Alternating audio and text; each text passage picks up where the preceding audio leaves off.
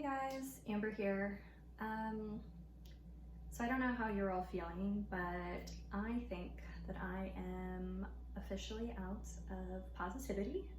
I have this really delightful, I think they call it a tension headache. Everything in my eye feels like it's just being swished. It's really great. I feel super sick, which during a pandemic is great because every day I play a fun game called Is This My Depression or Is It the Coronavirus? I think it's the depression. And I'm 100% gonna get back in bed after I finish filming this, but I thought that now would actually be the best time to make a video to talk about cooking and self-care, because that's sort of the whole point to Mortician in the Kitchen, is that it's not about cooking because you love cooking, which, by the way, I love cooking. The point is cooking to show yourself love and care, and honestly sometimes just to distract yourself from everything that's going on. Mortician in the Kitchen came from me being a funeral director and me talking to people who had experienced a loss, and people that didn't know what to do the next day, didn't know how to take care of themselves, didn't want to cook. It's easy to paint and dance and sing and cook and do all of those really great things when life is going really, really well. It's a lot harder to do that when all you want to do is cry and sleep and watch Netflix. And so I thought that what I would do today is I would show you a couple of really, really easy things. As you can see behind me, I have a bag of sweet potatoes, I have my Instant Pot, and what I'm gonna do is I'm going to just get some sweet potatoes cooking, and I'm gonna get some rice going. I am not 100% sure what I'm going to make with them later, but I have a wealth of different recipes that I know I can create. And so right now, what I wanna do is just sort of lay the foundation for me to be able to cook later. So it's sort of akin to getting out your canvas, getting out your paints, and not knowing what you're gonna make with it, but just getting all the tools ready so that when you come back, you can sort of be inspired to cook and make whatever you want. And that's what's so great about cooking as opposed to baking, is you don't have to worry about having the exact amounts. It's all based on sight and smell and taste, and it really gives you a lot of creative leeway when you're not feeling really great. So this is about giving yourself permission to not give a whole lot of fucks, but really emphasizing that we need to take care of ourselves right now. I don't know if you're this way, but when I get really sad, I stop eating, which makes me get sicker. So right now, what I really want to do is put my theories and what I'm preaching to the test, because if I can't do it for myself, how can I help you guys? Okay, so stay tuned. I'm gonna start showing you how to prep an amazing meal and then go back to bed. Okay, the first thing I'm gonna do is put my hair up in a ponytail. I know even if I'm cooking for myself, I don't really like to eat my hair. It's gross, it creeps me out. After I take care of hygiene, I'm gonna turn the oven on. I'm gonna preheat it to 375. You can do 375 or 400. I've cooked sweet potatoes at both temperatures for anywhere from 45 minutes to an hour. I haven't noticed a huge difference. I wanna say that because I want you to, again, enjoy this process and not get really hung up on, did you do everything super correct? Is it correct? Is it 400? Is it 375? Just chill. One of those will work. I'm gonna do, what did I say? I'm gonna do 375. I've got smaller potatoes today, so I feel like this will be better. Okay.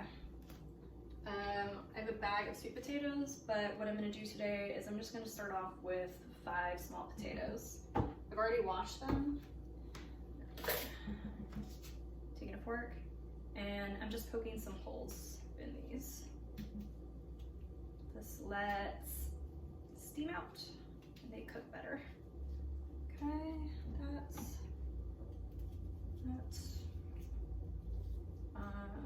if you are gonna put olive oil or any sort of oil on your sweet potatoes, do this first. Don't put the olive oil and then poke it. You might be saying to yourself, duh, I know that. I know that too, but sometimes you just you don't think about that stuff, and then you're holding a slippery potato and a fork, and you're about to stab yourself like an idiot. Okay. All right, perfect. So this is a personal preference. You don't have to do this all the time, but I like to put some kosher salt on the tray and make little kosher salt beds. I feel like it just pulls more liquid out of them and it caramelizes the sweet potatoes better.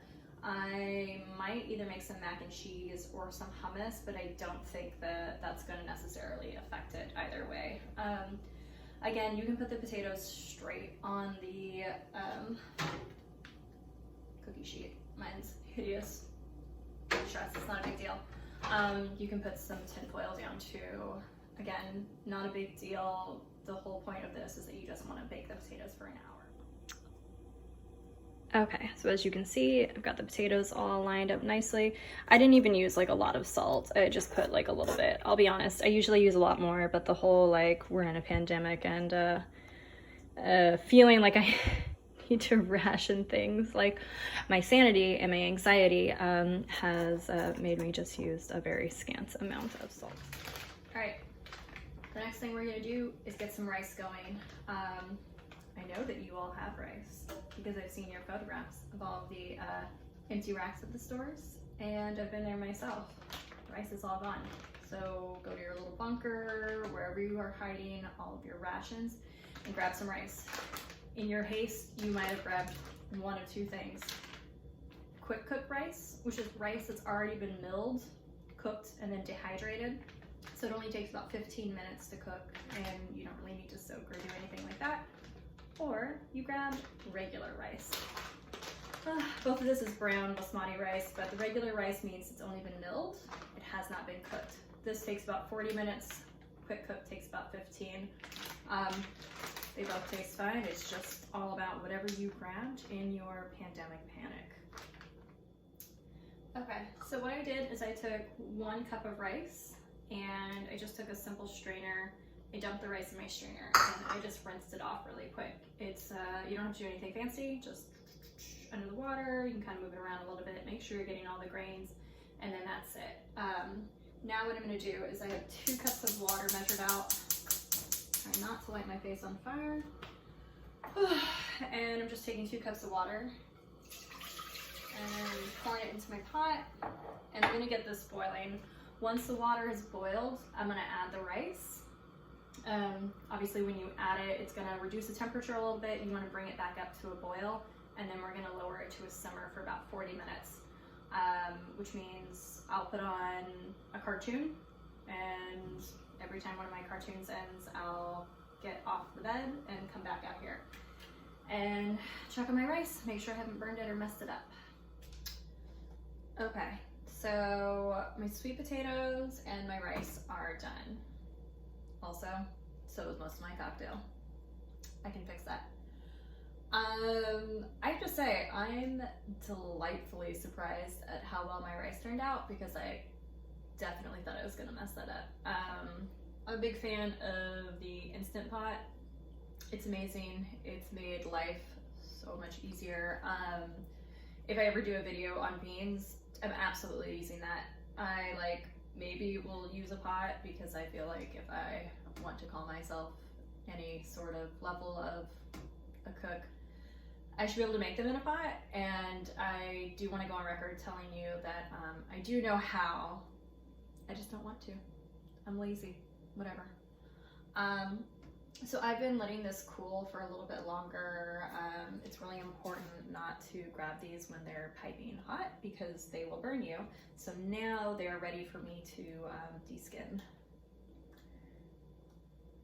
I don't know which thing I want to get to first, the rest of my drink or this potato. We knew what I was gonna do.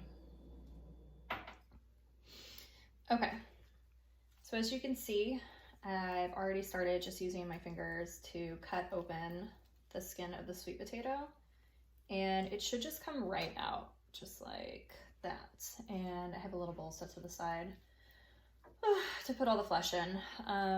The skins I can just leave there. You can eat the skins. I actually really like to eat the skin of the potatoes. I believe that I'm not making this up, that I didn't like, you know, I saw it in a movie, read it in a book, something like that, that the skins have the most nutrients, or that at the very least they have a lot of nutrients. Because if you think about it, this is what's protecting the little vegetable from everything. I don't know, it's certainly not going to kill you. You guys eat nasty ass fucking chicken skin, and I think that that's gross if you couldn't tell by me saying nasty. So, and I don't think that eating a potato skin is the end of the world. So I'm just going to do this. I'm just taking all of the flesh out, and then I'm just going to put it to the side. I'm going to mash it up while it's still warm, just because it makes it a little bit easier. And then basically now I have enough sweet potato for some recipes later when I'm feeling up to it.